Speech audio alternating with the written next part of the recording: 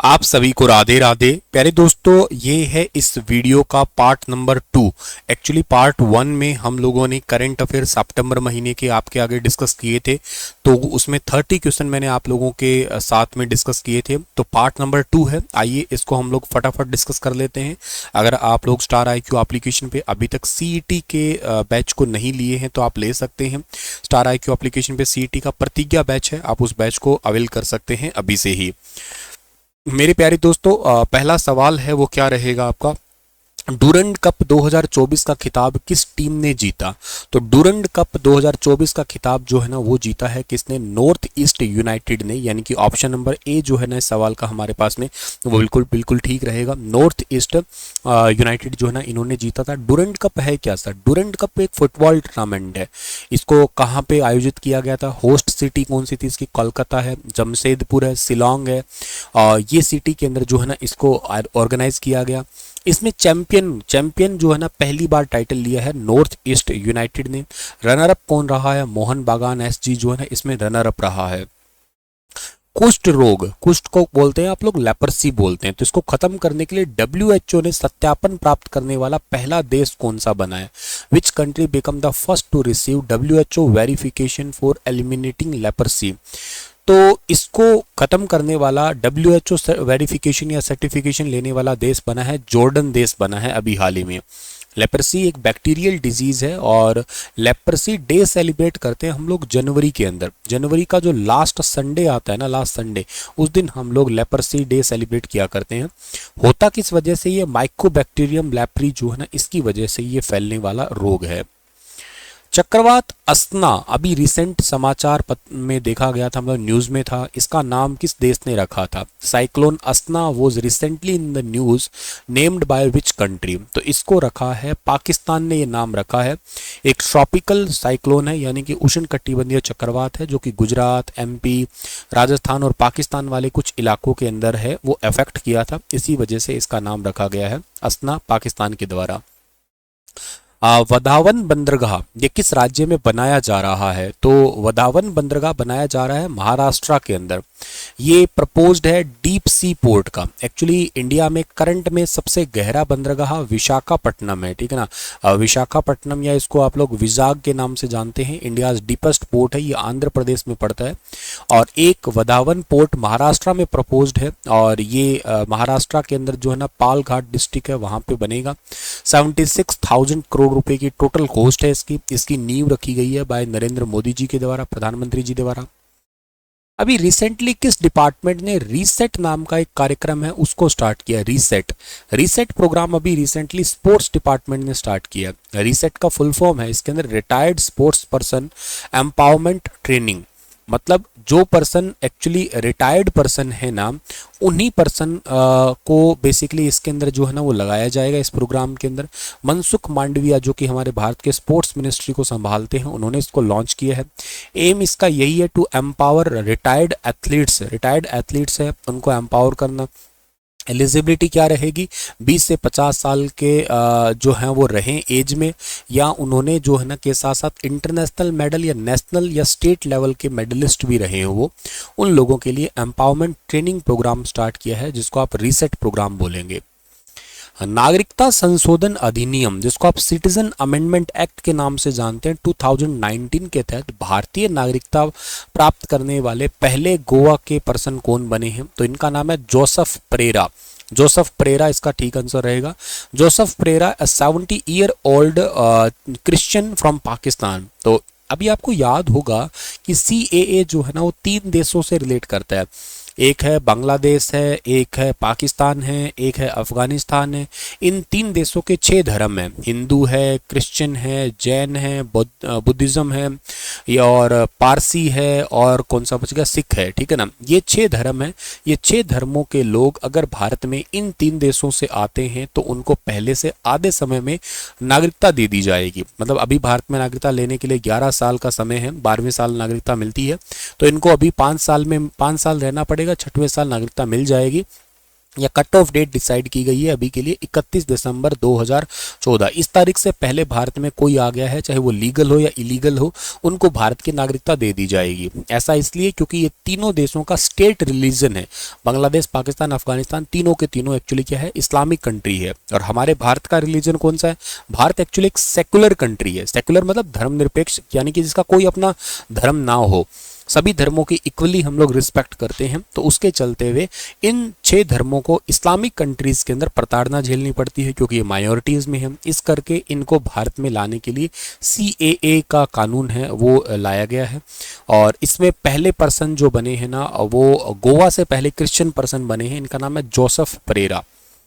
CAA क्या है, ये दिसंबर 2019 में आया था और इसको सिटीजनशिप एक्ट 1955 से अमेंड किया गया है।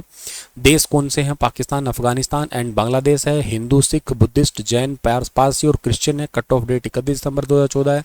और एम क्या है? माइनॉरिटीज़ को जो है ना रिलीजियस प्रोटेक्शन देने के लिए, रिलीजियस उनको जो है ना लगातार जो है ना कहीं कमियां देखने को, झेलने को मिलती है। इसी करके जो है ना उनको प्रीसेक्शंस करने के लिए नेबरिंग कंट्री से। नेक्स्ट हमारे पास में जो है ना वो क्या रहता है कि पेरिस पैरालंपिक 2024 में कपिल परमार ने किस खेल में कांस्य पदक जीता? तो ये पैरा जूडो गेम के अंदर जीता है इन्होंने। कपिल परमार ने India's first Paralympic judo medal मिला है 60 किलोग्राम J1 कैटेगरी के अंदर। प्रोजेक्ट सी बर्ड के महानिदेशक के रूप में किसे नियुक्त किया गया है? तो ये बने हैं राजेश धनखड़ साहब बने हैं। नावल बेस एक करवार प्रोजेक्ट है, या इसको सी बर्ड प्रोजेक्ट बोलने वाले हैं हम लोग, INS कादम्बा का।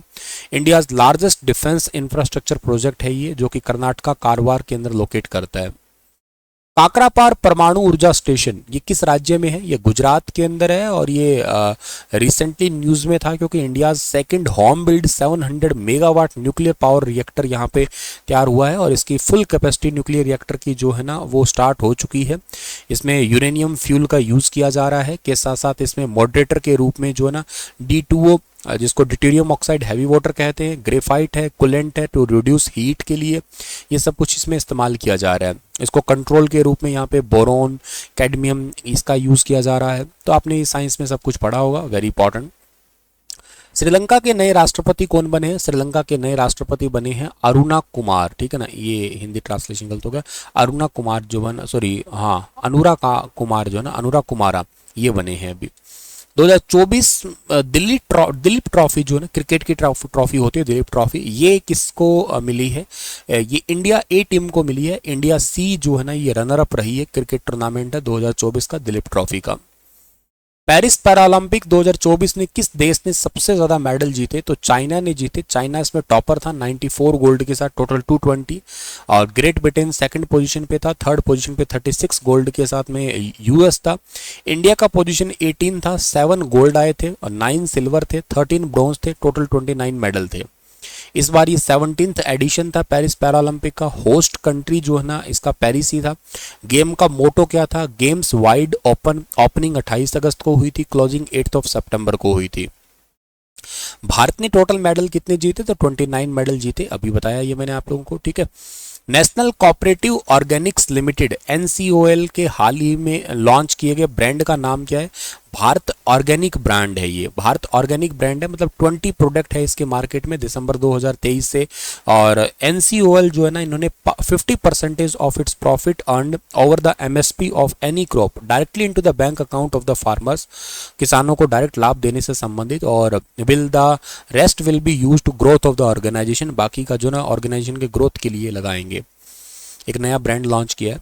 पैरालंपिक में 2 गोल्ड मेडल जीतने वाली पहली भारतीय महिला कौन बनी है? अवनी लखेरा। अवनी लखेरा राजस्थान की है, इंडियन पैरालंपियन है और राइफल शूटर है एक्चुअली ये। नवदीप सिंह ने 2024 में गोल्ड मेडल जीता है, ये जैवलिन थ्रो में जीता है, हरियाणा का पानीपत का लड़का है ये। प्रवीण कुमार ने पैरालंपिक में जीता है गोल्ड, हाई जंप के अंदर जीता है, हाई जंप में। और किस खेल में हरविंदर सिंह ने बेसिकली गोल्ड मेडल जीता है? तो आर्चरी गेम में, ये हरियाणा के कैथल से है। सुमित आंतिल हरियाणा के सोनीपत से है, इन्होंने मैन जेवलिन थ्रो के अंदर जो है ना गोल्ड जीता है F64 कैटेगरी में। नीतीश कुमार ने जीता है, गोल्ड मेडल जीता है, ये इंडियन पैरा बैडमिंटन प्लेयर है, गोल्ड मेडल जीता है इन्होंने। धर्मवीर नैन ने 2024 में गोल्ड मेडल जीता है पैरालंपिक गेम्स में। मनीष नरवाल ने पेरिस ओलंपिक में 10 मीटर एयर पिस्टल के अंदर सिल्वर मेडल जीता है। प्रीति पाल ने पेरिस पैरालंपिक में 100 मीटर के अंदर जो ना ब्रॉन्ज मेडल जीता है, उत्तर प्रदेश की है ये। मोना अग्रवाल ने पेरिस पैरालंपिक 2024 में मेडल जीता है ब्रॉन्ज। इनका जन्म तो हरियाणा के महेंद्रगढ़ नारनौल वाले क्षेत्र में हुआ था, लेकिन अब ये इनकी शादी राजस्थान में हुई है, तो ये राजस्थान से कहलाएंगी अब ये। रूबीना फ्रांसिस ने भारतीय पेरिस पैरालंपिक 2024 में महिलाओं को 10 मीटर पिस्टल में कौन सी स्पर्धा में मेडल जीता है? इन्होंने ब्रॉन्ज मेडल जीता है। इन्होंने जबलपुर एमपी से हैं ये।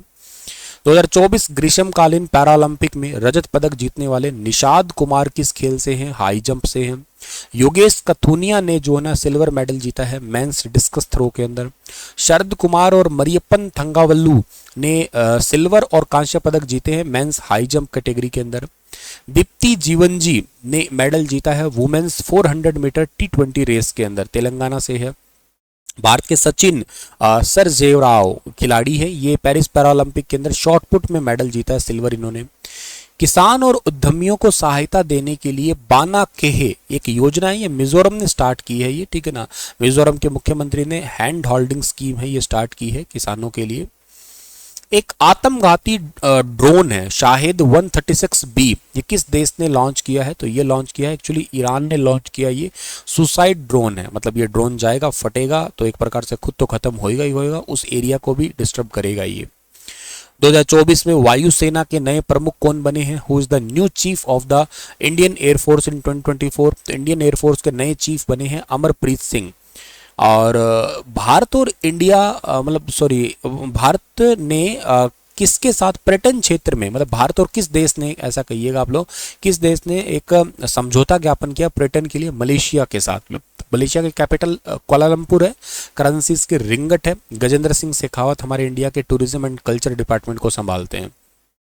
भारत का पहला स्वदेशी रूप से विकसित प्रदूषण नियंत्रण पोत जो है ना किस राज्य में लॉन्च किया गया? ये गोवा के अंदर लॉन्च किया गया है, ठीक है। और इसका नाम है समुद्र प्रताप।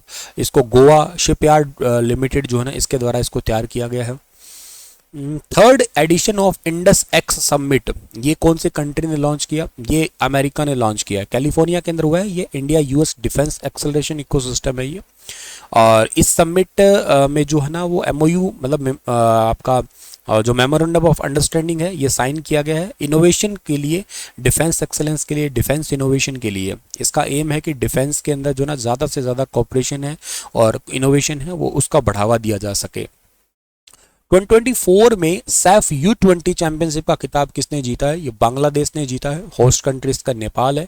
चैंपियनशिप ये बांग्लादेश ने जो है ना जीती है। पहले रनर अप जो रहे हैं वो नेपाल रहा है इसमें, ठीक है ना। South Asian football federation SAFF का फुल फॉर्म है। अगला है कि फतेह मोहजेरानी किस देश की पहली महिला सरकारी प्रवक्ता बनी है? ईरान की बनी है ये। रक्षा मंत्रालय ने किस देश से 73,000 SIG 716 असॉल्ट राइफल के लिए दोबारा ऑर्डर जो है ना उस पर साइन किए हैं? अमेरिका से साथ में। माउंट किलिमंजारो निम्नलिखित में से किस देश में आता है? तो माउंट किलिमंजारो पड़ता है तंजानिया में।